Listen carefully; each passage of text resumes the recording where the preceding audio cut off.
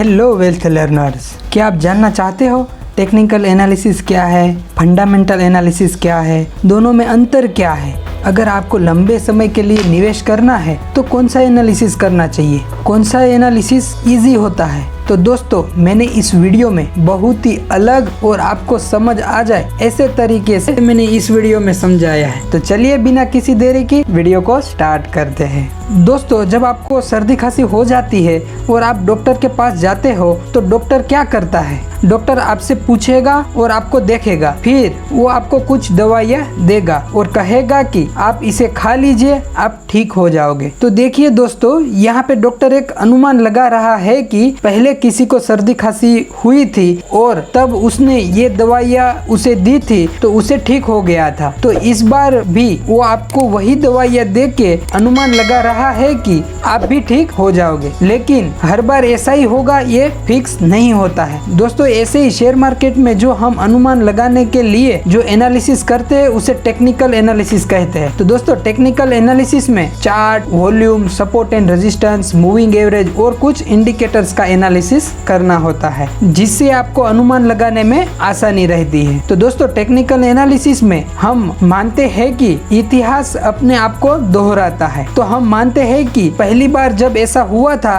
तब ऐसा हुआ, तो जब ऐसा होगा तो फिर से ऐसा ही होगा। तो देखिए, मतलब कि पैटर्न को वो लोग एनालिसिस करते हैं, तो वो मानते हैं कि जब ऐसी पैटर्न पहले बनी थी तब शेयर ऊपर गया था या नीचे गया था, तो अब फिर से जब ऐसी पैटर्न बनेगी तो फिर से वो लोग अनुमान लगाते हैं कि या ऊपर जाएगा या नीचे जाएगा। तो बस सीधा सा यही फंडा होता है। तो हर बार ये सही होगा ये श्योरिटी नहीं रहती, इसमें 50-50% चांस रहता है। ऐसा हो भी सकता है, नहीं भी हो सकता है। तो दोस्तों, मान लीजिए कि आपको जब पहली बार दवाइयाँ दी थी, वो दवाइयाँ खाने के बाद भी आप सही नहीं हुए और आप फिर से डॉक्टर के पास जाते हो तो डॉक्टर आपको कहेगा आप कुछ टेस्ट करवा लीजिए। फिर डॉक्टर वो टेस्ट रिपोर्ट को देखने के बाद आपको जो दवाइयाँ देगा, तो यहाँ पे 100% चांस है कि आप ठीक हो जाओगे। क्यों? क्योंकि आपके पूरे शरीर का रिपोर्ट अब उसके पास है। वो रिपोर्ट को पढ़ के डॉक्टर को समझ आ रहा है कि आपको कौन सी दवाइयाँ काम करेगी। तो ऐसे ही दोस्तों, शेयर मार्केट में अगर आप किसी भी कंपनी का डिटेल में जो एनालिसिस करते हो उसे फंडामेंटल एनालिसिस कहते हैं। दोस्तों, फंडामेंटल एनालिसिस में कंपनी का एनुअल रिपोर्ट, कंपनी का balance sheet, profit and loss statement, cash flow statement और कुछ फाइनेंशियल रेशियो का एनालिसिस करना होता है। तो जब आप किसी भी कंपनी का फंडामेंटल एनालिसिस करते हो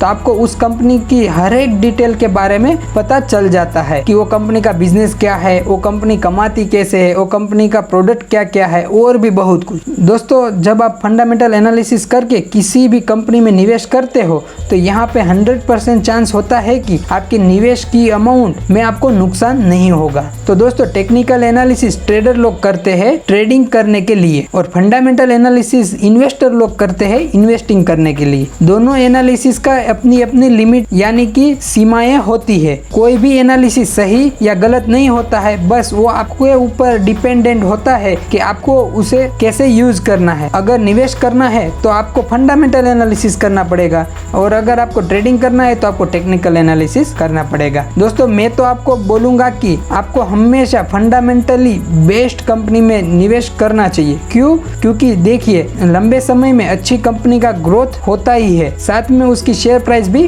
बढ़ती है। यहाँ पे आप देख सकते हो, ये रिलायंस कंपनी का चार्ट है। अगर आपने 5 साल पहले निवेश किया होता तो आज आपके निवेश किए हुए पैसे पे आपको 3 गुने से भी ज्यादा रिटर्न मिल चुका होता। साथ में आप ये भी देख पा रहे होंगे कि इस कंपनी के चार्ट में कितना उतार चढ़ाव आ रहा था। तो अगर आप शॉर्ट टर्म के लिए निवेश करते और इसमें ट्रेडिंग करना चाहते तो कभी आपको प्रॉफिट हो सकता था, कभी आपको लॉस हो सकता था। बट अगर आप लंबे समय के लिए निवेश करते तो आपको हमेशा प्रॉफिट ही होता। तो दोस्तों, आपको अब समझ आ गया होगा कि आपको कौन सा एनालिसिस करना चाहिए। दोस्तों, आगे से फंडामेंटल एनालिसिस पे ही वीडियो आने वाली है, तो अभी तक आपने ये चैनल को सब्सक्राइब नहीं किया है तो जल्दी से कर लीजिए ताकि आने वाली वीडियो आपको सही समय पे मिल जाए। दोस्तों, साथ ही में अगर आपको शेयर मार्केट को शुरुआत से सीखना चाहते हो तो आपको ये फ्री कोर्स को देखना चाहिए। तो चलिए दोस्तों, मिलते हैं अगली वीडियो में, तब तक के लिए जय हिंद।